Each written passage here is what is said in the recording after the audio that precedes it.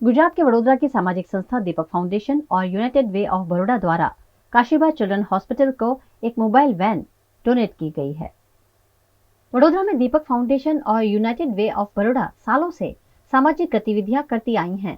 इसी के तहत संस्था द्वारा कारेलीबाग में स्थित काशीबाग चिल्ड्रन हॉस्पिटल के मेडिकल केयर सेंटर ट्रस्ट को ब्लड डोनेशन के लिए जरूरी ऐसी मोबाइल वैन डोनेट की गई है, जिससे ग्रामीण इलाकों से ब्लड एकत्रित करने में सहूलियत होगी।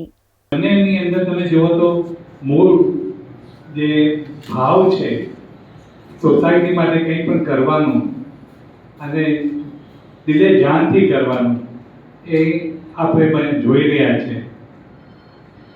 इस मौके पर यूनाइटेड वे ऑफ बड़ौदा की ED Neelam Acharya, community impact समिति अध्यक्ष Shivendra Singh Chawla, medical care centre trust के मंत्री डॉक्टर जगदीश पटेल, सुरेंद्र जोशी और दीपक फाउंडेशन के ट्रस्टी उपस्थित रहे। ये medical care centre trust Kashibag hospital के साथ हमारी 1986 से पार्टनरशिप टाइप ऑफ चलती है। जब वो हमारे पास आते हैं तो हम उनको अलग अलग टाइप की हेल्प कर सकते हैं। आज हमने ब्लड डोनेशन वैन दी है उनको, जो मोबाइल वैन होने के कारण हर जगह पे जा सकती है और ब्लड डोनेशन के लिए बहुत मददगार हो सकती है।